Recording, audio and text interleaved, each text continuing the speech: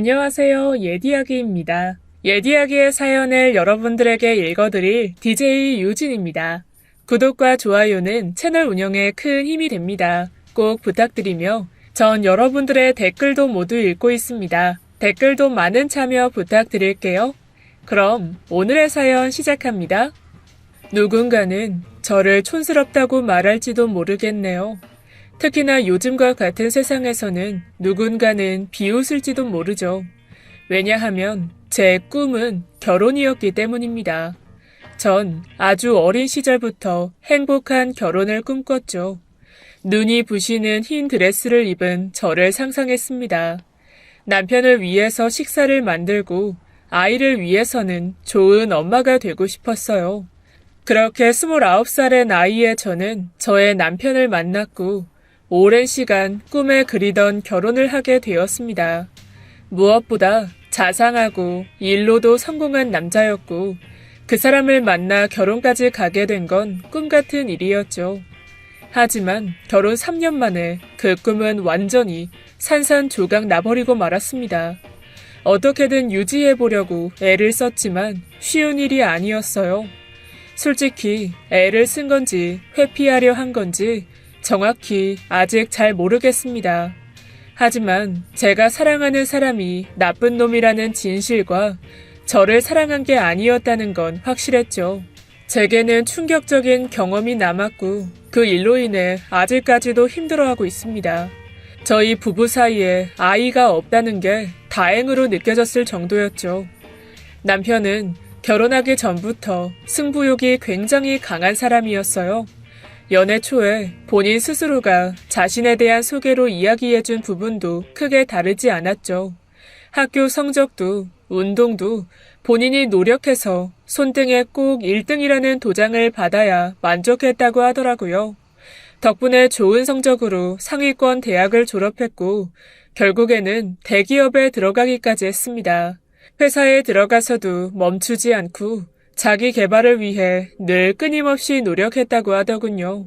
이런 성격만 들으면 고개를 갸웃하고 좀 그렇지 않나? 피곤할 것 같은데? 하는 친구도 있었습니다. 하지만 모르는 소리였죠. 당시 남자친구였던 그 사람은 연애 역시도 경쟁적으로 했습니다. 어감이 좀 그렇긴 하지만 기본적으로 경장을 깔고 있어도 상대였던 저를 대하는 방식은 달랐죠. 마치 제가 공주가 된 것 같은 느낌이 들게 했어요. 예를 들어 제가 동창회에 나간다고 하면 제 머리부터 발끝까지 모든 걸 명품으로 휘감아줬죠. 솔직히 굉장히 부담스럽기만 한 선물이긴 했지만 언제나 자신이 아니라 제가 위주였습니다. 오빠, 이거 나 좀 부담스러워 아무래도. 저번에도 하나 사줬잖아. 그거 들고 갈게. 자기야, 전에 그 친구 있잖아. 단발머리에 샤넬로 머리부터 발끝까지 장착하고 다니는. 왜? 그 친구 명품 가방 들고 나온 거 못 봤어? 아니, 난 그런 건 잘 모르겠고, 가방을 누가 봐. 그리고 걔도 그런 거 잘 티내는 애도 아니야. 나랑 딱히 절친도 아니고. 신경 안 써도 돼. 안 보는 척하면서 사실은 다 보는 거야. 나라고 여자 가방에 관심 있어서 본 거 같아? 그거보다 한 단계 위로 샀어. 그러니 들고 가. 알았어. 오빠가 사준 거라고 자랑해야겠네. 하지마. 그냥 네가 샀다고 해. 마음에 들어서. 동창회 가서 남자친구가 뭐 사줬다고 자랑하는 거 난 솔직히 더 별로야. 나랑 너만 알고 있으면 되지. 그리고 그 자리에서 네가 최고이기만 하면 난 만족하고. 즉, 남자친구는 저를 올리는 게 본인이 올라간다고 생각하는 사람이었던 거죠. 솔직히 처음이었어요. 이전 연애를 떠올리면 비교할 수 없을 만큼 행복했습니다. 단지 명품이나 여유로운 데이트 때문은 아니었어요. 실제로 저는 애초에 태어날 때부터 욕심이 없었습니다. 남들은 로또에 당첨되는 걸 떠올리면 꿈꿔왔던 걸 하거나 혹은 온전히 저축을 하겠다는 두 가지 상상을 하잖아요. 하지만 전 달랐죠. 오직 원룸 하나를 가지는 게 꿈이었습니다. 나머지는 저축? 이런 것도 아니었어요. 많은 것을 소유하는 것보다 딱 제가 머물 곳 하나, 그거면 됐고 나머지는 가족들, 그리고 힘든 친구들에게 줄 생각이었죠. 집이 풍족한 것도 아니고 좋은 회사에 다니는 것도 아니었지만 전 그냥 가진 것에 만족할 줄 알았습니다. 어쩌면 그런 욕심이 없어서 제가 늘 그 자리에 머물고 있을지도 모른다는 생각이 들 정도였죠. 믿지 않으실지도 모르겠지만 전 그 사람이 정말 끊임없이 노력하는 그 모습이 좋았던 겁니다. 이전 연애에서 볼 수 없었던 부분이기도 해요. 누구나 일을 하고 누구나 힘든데 항상 세상의 온갖 고민들을 다 떠안고 있는 것처럼 굴던 저의 전 남자친구는 몹시 게을렀습니다. 늘 피곤해했고 모든 걸 귀찮아했죠. 그러면서도 늘 출발선상에 대해서 이야기하곤 했어요. 집이 잘 사는 애들은 학자금 대출이 없다. 이미 출발선부터가 앞에 있는데 뭘 해도 따라갈 수 없다. 누구는 결혼하면 집도 사준다는데 난 오히려 돈을 줘야 된다. 항상 이런 말만 늘어났죠. 오래 만날수록 힘이 빠졌습니다. 불평, 불만. 그 사람을 좋아했지만 언제나 자신이 아닌 남 탓만 하는 게 싫었어요. 항상 기다리는 건 저였습니다. 1시간이고 2시간이고 혼자 멍하니 그 사람을 기다렸고 그 사람은 약속을 잊거나 시간이 늦었다는 걸 알면서도 천천히 걸어왔죠. 결국 헤어질 때도 나오지 않고 문자로 통보하더군요. 마지막까지 제 탓을 했죠. 네가 성공을 못하는 건 욕심이 없어서다. 구질구질한 너한테 실망이 너무 커서 헤어짐을 결심했다. 우린 너무 맞지 않다. 하지만 실상은 그냥 다른 여자가 생긴 거였어요. 저보다 더 어리고 예쁜 여자. 전 그 문자를 받고 길 한가운데에서 한참을 울었죠. 제 손에는 천일 기념을 위해 산 선물이 들려 있었어요. 평소에 가지고 싶다고 노래를 불렀던 그 시계. 다른 여자를 만나고 있다는 걸 알았음에도 끝까지 잡아보려고 나온 자리였죠. 전 3년이라는 시간 동안 그 사람에게 아무것도 아니었다는 걸 인정하고 싶지 않았습니다. 더구나 결혼을 약속했던 사람이었기에 제 상처는 너무나 컸죠. 제 꿈이 산산조각 나고 말았습니다. 저기 왜 그렇게 울고 계세요? 이걸로 좀 닦으세요. 얼굴에. 제게 손수건을 내밀던 남자, 그 사람이 지금의 남편이었죠. 전 한참을 울다가 정신을 차린 뒤에 연신 고맙다고 인사했습니다. 퉁퉁 부은 눈과 흘러내린 마스카라로 엉망인 얼굴이었던 저는 감사의 표시로 제가 들고 있던 시계가 든 종이 가방을 낯선 남자에게 건넸죠. 어차피 제게는 필요 없는 물건이었으니까요. 남자는 당황했지만 전 그 자리를 서둘러 빠져나왔습니다.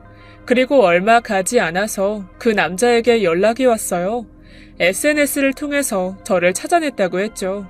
솔직히 놀라긴 했지만 시계 때문이었습니다. 제가 그걸 선물할 때 사려고 올려둔 걸 보고 어렵게 찾게 되었다고 하더군요. 그렇게 몇 번의 만남 후에 우리는 사귀기 시작했죠. 그런데 그 얼마 후에 전 남자친구가 저를 찾아왔습니다. 내가 미안해. 다시 나랑 잘해보자. 어? 내가 그때 어떻게 됐었나봐. 미쳤나? 아이 너무 답답하고 앞날도 막막하고 그래서. 왜 갑자기? 그 여자랑 헤어졌어? 그래서? 알고 있었구나. 그게 아니야. 아니다. 맞아. 그 여자 만나보니까 만날수록 너 생각났어. 어찌나 바라는 게 많은지 매번 해달라고만 하고. 네가 바라는 이상형 아니야? 욕심 있는 여자. 늘 네가 나한테 그렇게 하라고 했었잖아. 어째 말에 가시가 있다. 난 그런 뜻 아니잖아. 지금 나이에 결혼 전제로 만나는데 그런 사치 부리는 여자랑 넌 다르다는 걸 말하고 싶었던 거야. 그래서 후회했고 네가 돌아온다면 진짜 결혼을. 결혼이 왜 너한테는 인질이 되어야 하는 거야? 난 그냥 결혼이 하고 싶은 게 아니야. 행복한 결혼. 그걸 원한 것뿐이야. 그리고 나 사귀는 사람 있어. 그 새끼? 그래, 내가 그 말도 하려고 왔어. 함부로 말하지 마. 좋은 사람이니까. 돈 많아서 좋은 사람인 건 아니고? 웃긴다. 너도 속물 다 됐구나. 그 인간 나한테 연락 왔었어. 완전 미친놈이라고 알아? 너 알고도 만나는 거야? 대체 무슨 근거로? 증거 있어? 증거 있냐고! 사실이었습니다.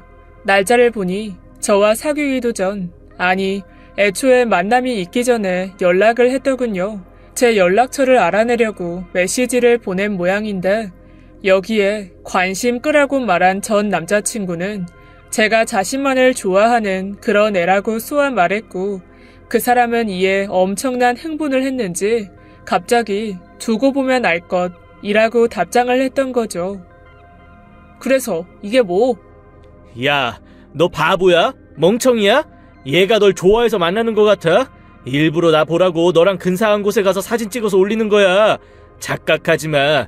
얘가 너랑 결혼할 것 같냐? 아니, 미쳤어?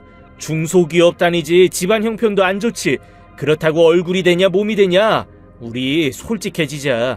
나도 너 성격 좋은 거 하나 보고 만났어. 너 스스로도 알지? 전 이를 악물고 뺨이라도 한 대 올려줄 심산으로 손을 들었습니다.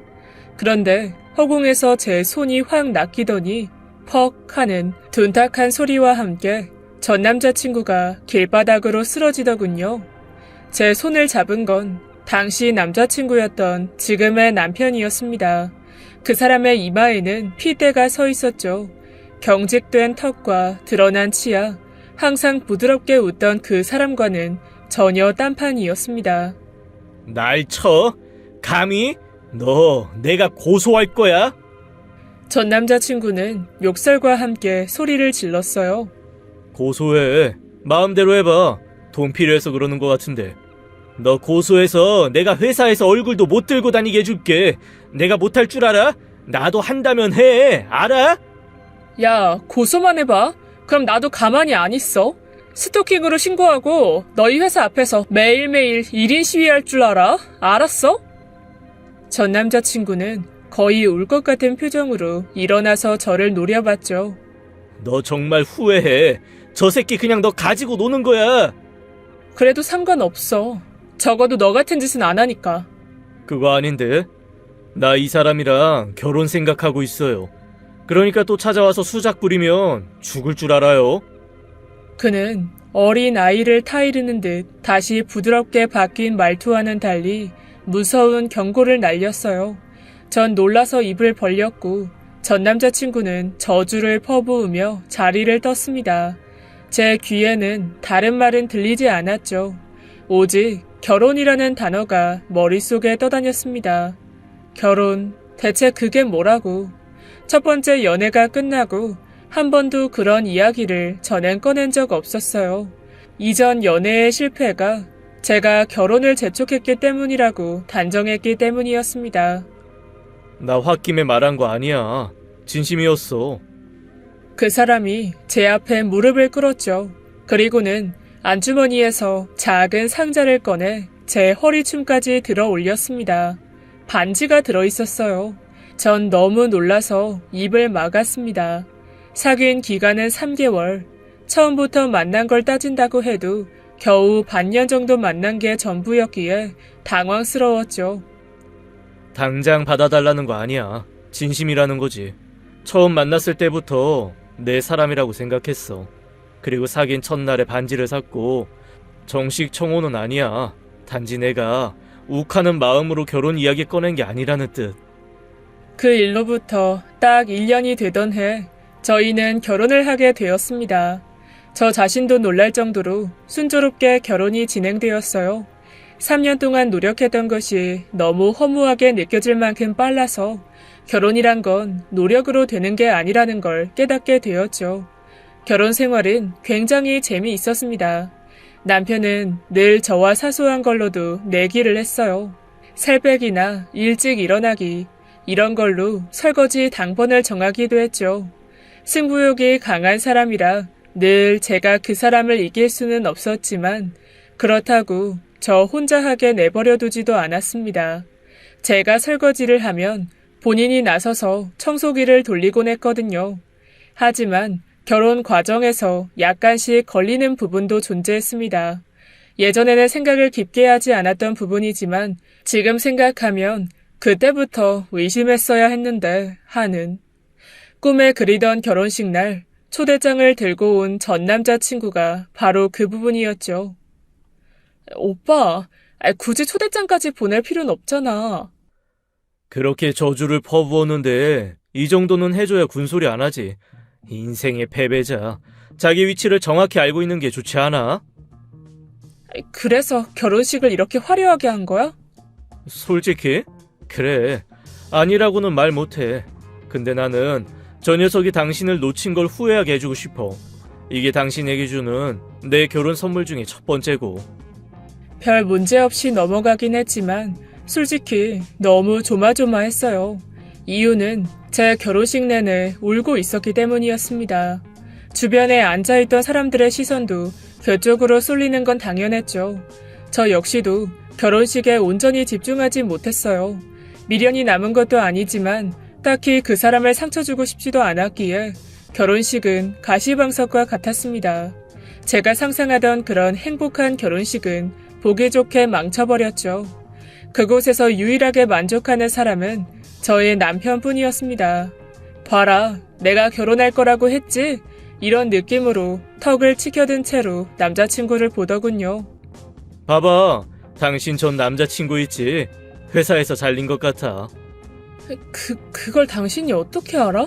나도 모르는데? 내가 이 인간 회사 대표랑 친분이 좀 있거든. 설마 당신이? 헤이, 그럴 가치가 없지. 그냥 구조조정 됐다는 소식만 들었지. 내가 일부러 누군가를 밀어내고 하는 게 취미가 있다고 생각해? 애초에 그 인간한테 그 정도 가치가 있는 것도 아니고. 처음에는 질투인가 하는 생각이 들었습니다. 하지만 질투와는 뭔가가 달랐죠. 저와 얼마나 만났는지, 저랑 어디를 갔었는지, 그 사람을 얼마나 좋아했는지에 대한 건 궁금해하지도 않았어요. 단지 저를 버린 그 사람이 지금 어떤 꼴을 하고 사는지에만 집중할 뿐이었습니다. 솔직히 그런 건 복수에 불타오른 남자가 헤어진 여자친구에게나 할 법한 일이죠. 희한하게 제가 중심이 아니라 그 남자가 중심인 묘한 그런 느낌이었습니다. 오늘은 내가 전에 사왔던 옷 입고 가지. 그건 너무 짧고 몸이 너무 드러나서. 자기는 자신감이 너무 없어. 무조건 가슴 큰 게 몸매가 좋은 게 아니야. 비율이 문제라고. 자긴 그 비율이 정말 좋고 어울릴 거야. 믿어봐. 그래도 가슴이 너무 파였잖아. 한 살이라도 어릴 때 입어보는 거지. 나중에는 입고 싶어도 어울리지가 않아. 내 말 믿고 한 번만 입어봐. 이상하면 포기할게. 가장 걸리는 게 바로 부부 동반 모임이었어요. 그곳에 갈 때는 늘 옷 선택으로 인해 작게 싸움이 났죠. 남편의 말이 틀린 건 아니었습니다. 전 자신감이 없었지만 입었을 때 이상하게 보이는 건 아니었죠. 단지 어색할 뿐이었습니다. 그럼에도 입고 싶지 않았던 이유는 따로 있었어요. 바로 부부 동반으로 나오는 파트너가 모두 몸매가 끝내줬기 때문이었죠. 하나같이 늘씬하고 얼굴까지 예뻤습니다. 그러니 저도 계속 비교를 할 수밖에 없었죠. 평범한 사람들 속에 섞여 있으면 전 키도 170이 살짝 넘었고 마른 체형이긴 했지만 다리도 몹시 길어서 몸매 좋다는 말은 많이 들었습니다. 하지만 신은 공평하게도 제게 가슴과 엉덩이는 빼앗아 가셨죠. 평균 사이즈긴 하지만 가슴골이 다 드러나는 옷을 입기에는 절대로 무리인 정도입니다. 부부 동반은 남편의 친구들이 중심이고 여자들끼리는 어떤 연결고리도 없어요. 대부분 좋은 직장, 잘 사는 집의 자제들이었죠. 그래서 그런지 특유의 여유로움과 나른함, 그리고 몸에 배인 매너를 가지고 있었습니다. 특히나 심히 부담스러울 정도로 매너가 굉장히 좋았죠. 전 그게 껄끄럽고 이상하게 보이는데 다들 아무렇지 않게 생각하는 것 같아서 더 불편한 자리이기도 했습니다. 그중에 제일 불편하게 한 건 남편의 동창이었어요. 중학교 동창인 그 사람은 남편과는 굉장히 친하기도 했지만 오랜 시간 경쟁자이기도 했다고 해요. 직업은 치과 의사였죠. 와, 재수씨. 오늘 눈이 너무 부시네요. 너무 예뻐요. 에이, 친구 너무 부럽다. 네, 바로 이런 말입니다. 과한 칭찬은 그렇다고 쳐도 자꾸만 남편에게 부럽다고 말하는 게 문제였죠. 왜? 그 친구 옆에 엄연히 아내가 앉아 있었기 때문이었습니다. 그럼에도 불구하고 제 손등을 살짝 터치하거나 흘러나온 머리카락을 귀 뒤로 넘겨주거나 했죠. 이게 정상적인 건 아니지 않나요? 그래서 몸을 빼고 둘러보면 정말 그 자리에 모인 사람들이 상대 아내에게 입에 묻은 걸 닦아준다거나 선물을 해준다거나 하는 모습이 보였습니다. 이게 그냥 습관적으로 몸에 밴 건가? 원래 잘 사는 사람들은 이렇게 사나? 혼란스러웠지만 전 일단 그렇게 생각했죠. 이 부분을 남편에게 이야기해봤지만 대수롭지도 않게 넘기더라고요. 자기야, 제발 쓸데없이 경계하지 마. 다들 그렇게 해. 내 친구들 누구나 다 그렇고 그냥 공주 대접이다 그렇게 생각하면 되잖아. 당신은 잘 대해줘도 받을 줄 모르는 게 문제야. 받아봐야 주기도 하지. 받는 법을 모르잖아. 그럼 딱 거기에서 멈추는 거야. 저도 그때는 곰곰이 생각했어요. 어쩌면 내가 정말 색안경을 끼고 그 사람들을 대했을지도 모르겠다 하는 생각이 들었어요. 대가 없이 호의를 베푸는 걸 받아본 적이 없었기에 사심 없는 작은 스킨십에 민감하게 받아들였을지도 모르겠다 인정했죠. 그리고 남편의 의견을 수용하기로 마음먹었습니다. 이전에는 피하거나 정색하면서 거절했던 호의를 자연스럽게 웃으며 받기 시작했어요. 쉽지는 않았지만 노력했죠. 특히나 치과 의사인 남편의 가장 친한 친구가 제게 가장 잘 대해줬습니다. 작은 선물도 주고 치과 치료도 무료로 해주었죠. 치료 끝나면 저랑 밥 먹으러 가실래요? 네. 치료도 그냥 해주셨으니 제가 맛있는 거 사드릴게요. 남편의 친구는 눈이 부시게 흰 이를 드러내며 웃었습니다. 진짜 제 친구 말이 맞긴 하네요. 특이해요. 제가요? 네. 칭찬입니다. 오해는 하지 마세요. 저한테 밥을 사준다고 한 여자들은 없었거든요. 당연하게 받을 줄만 알지. 내 아내도 그렇고. 전 떨떠름하게 웃었죠. 이건 제 생각인데 부부 동반으로 나온 여자 중에 재수 씨가 제일 성격도 좋고 몸매도 좋은 것 같아요.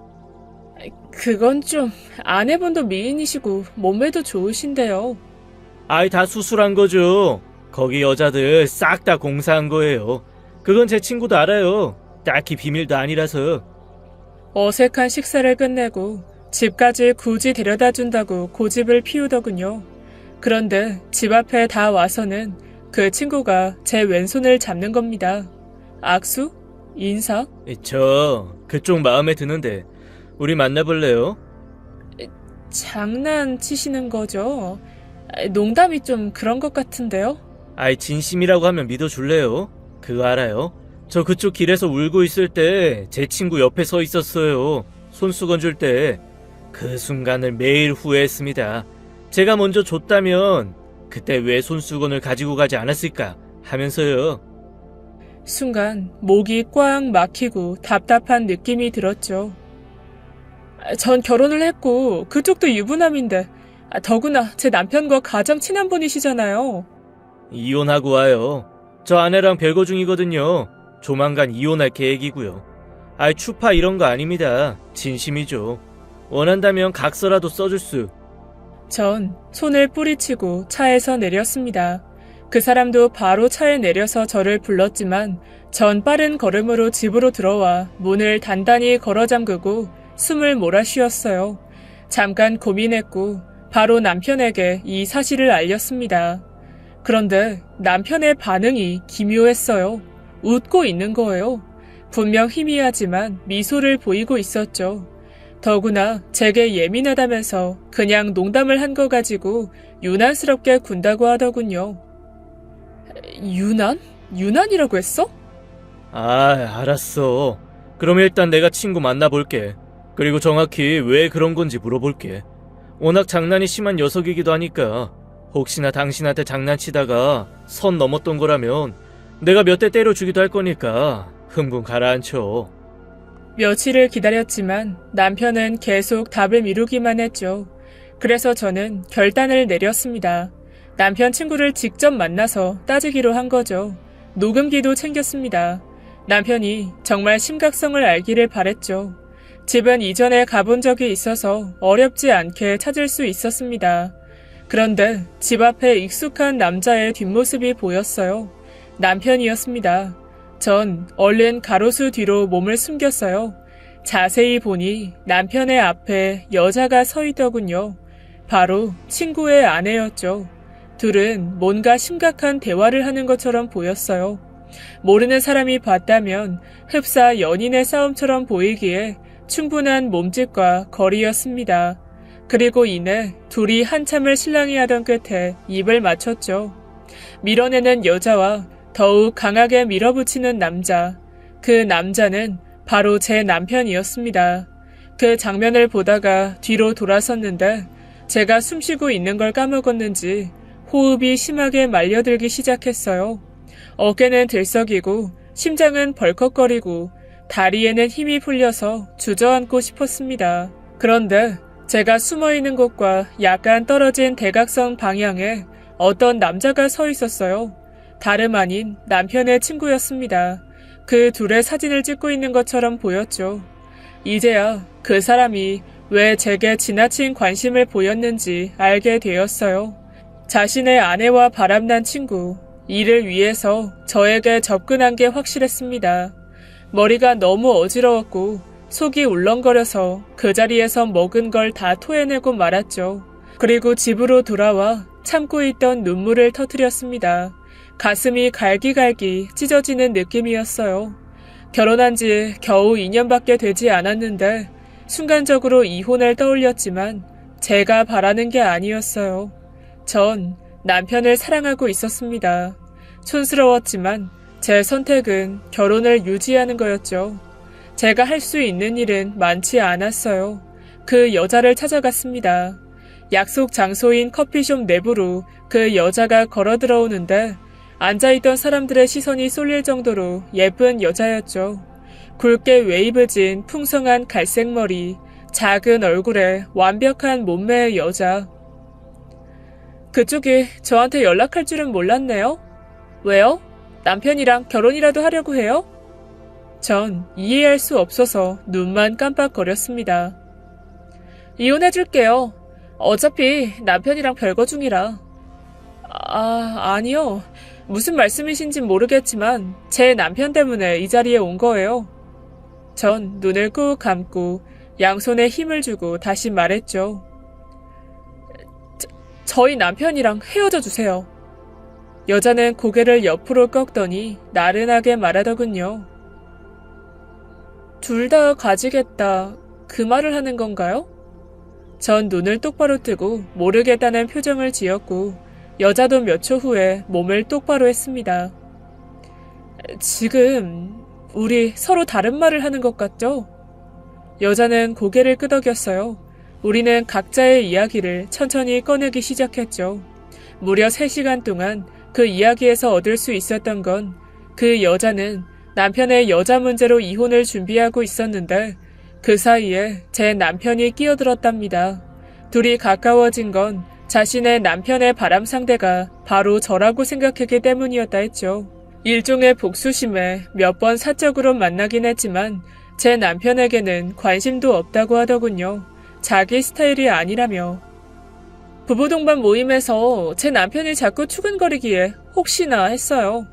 근데 그쪽 남편이 저한테 찾아와서 당신 아내랑 친구가 바람을 피운다고 얘기했어요. 그리고 제게 복수를 해주자면서 접근한 거고요. 고백을 받긴 했지만 바람을 피우진 않았어요. 그런데 남편한테 이 사실을 말해도 안 믿길래 녹음이라도 하려고 찾아갔는데 그쪽이랑 제 남편이 키스를 하고 있었고요. 그쪽 남편분이 사진을... 그때 여자가 테이블을 쾅 하고 양손으로 쳤습니다. 이혼 때문에 증거를 모으고 있었구나. 그걸 도운 거고. 그 미친. 그 두 놈들 진짜 정신병자인 거 알아요? 모르죠? 아니, 부부동반 거기 있는 놈들이 다 미쳤어요. 알아요? 그게 무슨 말인지. 저 꽤 오래전부터 그 모임에 있었거든요. 결혼 전에는 커플 모임이었죠. 남자들은 그대로야. 근데 여자들은 계속 바뀌었어요. 무슨 테스트? 그런 걸로 계속 서로의 여자친구를 꼬셨으니까 감히 나한테 그런 짓을 하진 못할 거라고 생각했는데. 여자는 분이 풀리지 않는다는 듯 아이스 커피에 얼음을 털어놓고 씹었죠. 유치하게 결혼하면 좀 바뀔 줄 알았더니 결혼 2년 겨우 넘어가는데 어째 똑같아? 저도 딱 그런데 이제 몇 달 있으면 3주년인데. 전 씁쓸하게 웃어 보였어요. 혹시 날짜가 어떻게 돼요? 9월 20일이요. 여자가 헛웃음을 흘리더니 자신도 결혼 날짜가 똑같다고 했습니다. 둘은 끊임없이 경쟁을 해왔다고 덧붙여 이야기했죠. 맞아요. 그 두 친구는 결혼식마저 누가 먼저 하는가로 내기를 했던 것 같습니다. 그리고 이야기를 해보니 저에게는 애정 테스트를, 상대 여자에게는 원활한 이혼을 위한 증거 수집을 위해 서로가 서로의 아내를 유혹하고 있었던 거였죠. 그쪽 정말 결혼 유지할 건가요? 잘 모르겠어요. 아직 너무 혼란스럽고. 저희 집은 돈 좀 있거든요. 그래서 병원도 내가 해줬고 남편은 아주 탈탈 털어서 알거지로 만들어줄 거고요. 그쪽 남편도 성추행이랑 스토킹으로 고소할 거예요. 전 고개를 천천히 끄덕였습니다. 하셔야죠. 그렇게 하세요. 진짜 답답하네. 진짜로 이런데 결혼을 유지한다고? 내가 그쪽 생각해서 고소는 뒤로 밀어줄게요. 연락해요. 혼자선 많은 생각을 했죠. 결론이 나지 않았어요. 그래서 남편에게 다른 이야기는 모두 빼고 친구의 아내와 키스를 하는 걸 봤다는 것만 가지고 따져 물었습니다. 그런데 남편은 그 이야기를 듣고는 껄껄 웃더군요. 배를 잡고 미친 듯이 뒹굴었죠. 녹음? 진짜 그걸 하려고 거길 갔어? 확실하다더니. 그래서 걱정했는데 역시 내가 여자 보는 눈은 끝내준다니까. 절대 유혹에 흔들리지 않을 여자. 내 여자. 지금 그게 웃을 일이야? 단순한 경쟁이었어. 전에는 그 친구한테 내 여자 빼앗겼단 말이야. 지금 생각해도 열받아. 근데 결혼하고 나서 이제 걔는 완전 끝난 거지. 이혼도 당하고 병원도 빼앗기고. 역시 내가 승자야. 그리고 그 키스 오해하지 마. 그냥 나한테 넘어온 거고 겸사겸사 친구도 도와야 해서 어쩔 수 없이 한 거야. 서러워서 눈물이라도 날 줄 알았는데 정말 오만정이 뚝 떨어졌어요. 경쟁이니 승리자라니 자신의 아내를 가지고 내기를 했다는 사실에 미안함은 전혀 보이지 않았죠. 전 최선을 다해서 그들만의 세상, 소위 돈 많고 직업 좋고 배경 좋은 사람들을 이해해 보려고 했어요. 하지만 역시 그들은 애초에 비정상적인 사람들이었으며 그저 재미로 사람의 마음을 가지고 노는 것뿐이었습니다. 그리고 그게 행복해 보이지도 않았죠. 생각이 정리되니 머리가 차갑게 식는 기분이 들었습니다. 더 이상 화가 나지도 않았어요. 우리 여기까지인 것 같아. 그만하자. 그게 무슨 말이야? 지금 이혼이라도 하자는 거야? 후회할 짓 하지 마. 나 같은 남자가 흔한 줄 알아? 아무 조건 없이 이렇게 잘 대해줄 사람이 있을 것 같아? 내기 이런 것 때문에 그래? 그냥 장난이잖아. 그리고 그 덕분에 자기를 더 신뢰할 수 있게 된 것도 있고. 아니야? 그래, 꼭 죽을 때도 먼저 가는 걸로 내기해. 그리고 당신이 이기기를 바랄게. 파이팅! 전 이혼을 결심했습니다. 딱히 할 건 없었어요. 고맙게도 남편 친구의 아내분이 변호사를 통해서 잘 처리해 주셨죠. 증거도 충분히 있었고 증언도 해줬습니다. 그리고 저희의 이혼 조정이 끝나고 나서 그 여자분도 바로 고소를 준비했죠. 그녀는 무서운 사람이었습니다. 정말 자신의 남편을 탈탈 털어서 병원에서 쫓아냈어요. 그리고 제 남편 역시도 고소를 당했습니다. 아주 끈질기게 여러 번에 걸쳐서 다양한 죄명으로 출석하게 만들었죠. 고작 대기업 직원의 의사 타이틀? 개나 줘. 사람 잘못 건드렸어. 둘 다 부셔버리겠어. 같은 여자가 봐도 심장이 두근거릴 정도로 멋진 여자였습니다. 그리고 저와는 금방 친구가 되었죠. 제 남편이 회사에서 잘릴 때까지 절대로 놔주지 않을 거라며 이를 갈고 있었어요. 제게는 시원한 복수는 아니었지만 제법 위로는 되었습니다. 저의 결혼은 그렇게 몇 달 만에 끝이 나고 말았어요. 별거 아닌 결혼이라는 꿈이 세상에서 가장 어렵다는 걸 알게 되었죠. 딱히 후회하진 않습니다. 어린 시절부터 꿈꾸던 결혼에 대한 꿈이 사라진 건 안타깝지만 이제는 저 자신을 좀 더 아끼려고 해요. 비록 다신 떠올리기 싫은 기억으로 남았지만 누군가를 위한 삶을 꿈꿔왔던 바보 같은 저에게 내려진 벌이라고 생각하고 있어요. 앞으로는 다른 누가 아닌 제 자신을 위해서 저를 가장 우선시하는 그런 삶을 살아보려고 합니다. 응원해주세요. 지금까지 예디야기였습니다. 끝까지 함께해주신 여러분 진심으로 감사드리며 전 내일 이 시간 다시 돌아올게요. 감사합니다.